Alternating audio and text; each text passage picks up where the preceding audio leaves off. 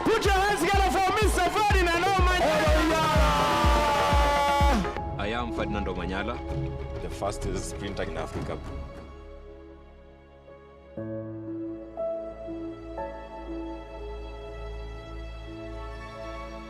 Omanyala was certain his future lay on the rugby field.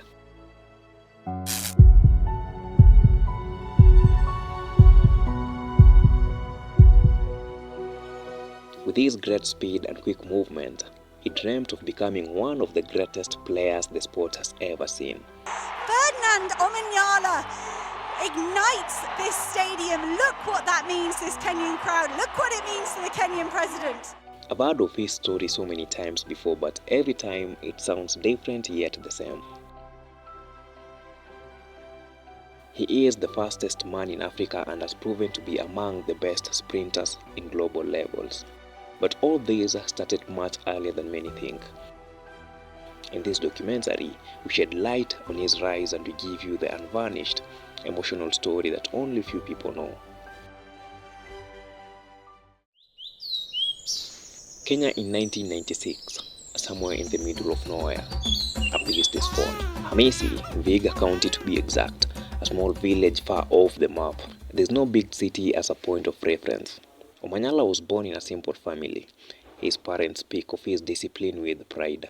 Lakini alikuwa mtoto yani kuchituma na kucheka. Not by chance nor fate's mere design how it carved his path to flight. Omanyala's story begins at Friends School Kamusinga, a place known for shaping both scholars and athletes. Here, he embraced the balance between academics and sports, excelling in both with unwavering determination. In the classroom, he was focused, his mind sharp, his ambitions clear. His dedication to education earned him top grades, setting the foundation for a promising future. But beyond the walls of school, another fire burned within him. On the rugby field, he was relentless, a blur of motion. His speed unmatched, his competitive spirit undeniable. Each sprint, each tackle, each moment of triumph hinted at something greater. He wasn't just playing, he was unlocking a gift, one that will soon take him beyond the fields, beyond expectations. By the time he completed high school, he had already proven his potential. His academic excellence secured him a place at the University of Nairobi to study chemistry. But his true calling was yet to fully reveal itself. The road ahead would test him, shape him, and ultimately define him. Every great athlete has a turning point, a moment where fate steps in and changes everything. For Omanyala, that moment came when a dream was denied, only for another to be born.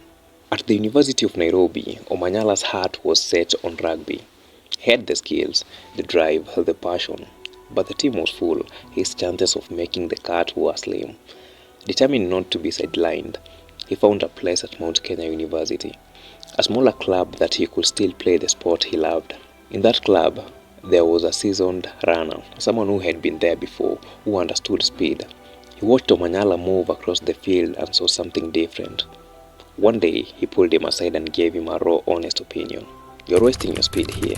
You don't belong on the rugby field. You need to try athletics." Omanyala was stunned. A Kenyan sprinter? That had never happened before according to history. But history does not write the future. People do, and he was about to prove it. With the right guidance and a new path laid before him, all he had to do was one simple thing: show up. In 2016, his first ever athletics event, a moment that stunned everyone, including himself. Omanyala was the first one to cross the finish line. He had won. A rugby player had just discovered he was born to sprint. The rest changed everything. It was the start of a journey that will rewrite history and make him Africa's fastest man. In 2017, he made to the first national team to the Bahamas. The world relays just 1 year into the sport. At the peak of his career, disaster struck. During an intense training session, Omanyala felt a sharp pain in his back, so severe he could barely walk. Seeking medical help, he was prescribed painkillers, a temporary relief for his agony. But in the world of athletics, every substance matters. When the doping test came back, the results were undeniable. He failed. What followed was a grueling battle, trials, court hearings, and endless scrutiny. For a year, he fought to clear his name, but the verdict was final. A 14-year-month ban from the sport he had given everything to. As if that wasn't enough, the federation introduced a policy stating that any athlete who had ever faced a ban, regardless of the circumstance, will never be allowed to represent the country. This decision came just a week before he was set to travel to Japan. At the same time, he was a young father with a family to support and a child to take care of. The weight of it all threatened to break him, but his story was far from over. Again, he tried in 2020, but fate had other plans. The COVID-19 pandemic struck, bringing yet another roadblock. Just when hope seemed to slip away, a new opportunity emerged. Rugby coach Innocent Simiyu had overheard his battle with the federation. Seeing his struggle, he extended a lifeline and invited him to join Rugby Sevens team. It was a chance, perhaps the only one he had left. With nothing to lose, he gave it everything. Every sprint, every tackle, every play. He poured his heart into the game, determined to prove that no obstacle could break him. He was improving day by day, training for more than 8 hours straight, pushing his limits. But just as hope began to take shape, another setback arrived. So the team manager calls me and tells me the players are complaining. There's no way the coach could bring you up without you being in a club. So I was told, you go and get a club and then we'll call you back. Once again, his Olympic dream was shattered. Another door closed just as he was about to step through. But giving up was not one of his vocabularies. Instead, he made a new plan. 6 months of intense training, preparing for the next opportunity with Kenya Sevens. Again, in the same year, he showed up at an event, determined to prove himself once more. When the gun went off, he exploded down the track. His strides powerful, his speed electrifying. He crossed the finish line in 10.11 seconds, faster than the world's records at that time. For a brief moment, it seemed like redemption. Whispers began, realizing it was Omanyala. Officials ruled it wind-aided once again. Another record dismissed, another victory taken. What a cruel fate for a boy who had given everything. Defeated and exhausted, he decided to walk away.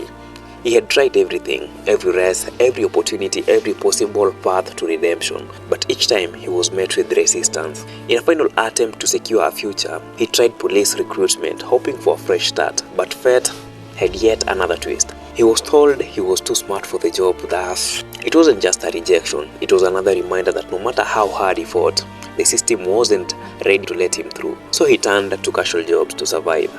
He had claimed to give up. He convinced himself that the fight was over. But deep down, the fire still burned. The dream refused to die. Determined to give in one last shot, he searched for a manager. He sent over 40 emails hoping someone or anyone would believe him.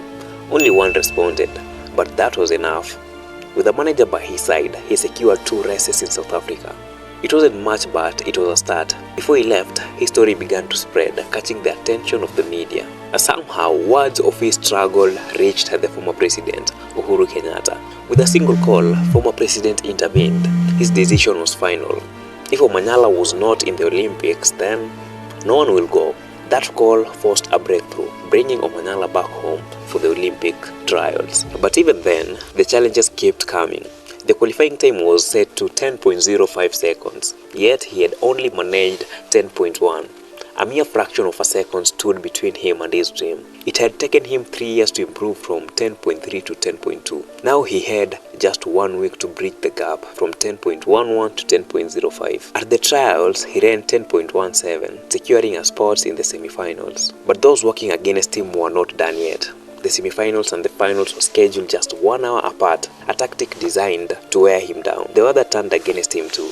Rain soaking the track, making the condition even more difficult. His only chance to prove himself. Despite it all, he stepped into the track, focused and unshaken. When the race began, he surged forward, pushing through the exhaustion, the rain and the doubt. He crossed the finish line in 10.02 seconds. Against all odds, he had done it. Ferdinand Omanyala had qualified for the Olympics. From that moment on, everything changed. In just 3 months, he achieved and lived the dreams he fought for so hard. In August, he stepped onto the Olympic stage. In his first race, he clocked 9.96 seconds. breaking into the sub-10 category for the first time. An hour later, he ran 9.86 seconds, equaling the African record. His rise was unstoppable. Turning to Kenya, at the Kipkeino Classic, he shattered expectations once again, running 9.77 seconds, a time that cemented his place among the fastest men in history. Just 3 weeks later, another unexpected call came. This time, it was from the head of police force, offering him a job, but the struggle for survival was over. He had already signed a major contract with Adidas, securing his future. He declined the offer. Yet they insisted this time the offer was even better. 4 ranks higher, no training required, and immediate pay. Life had finally come to full circle. This is the power of not giving up, power of believing in your dreams. Maybe the challenges were setting him up for who he is today. And this guy has failed more than he has succeeded at one point, but his success is so high, everybody wants to be like him. They're now making songs with his name.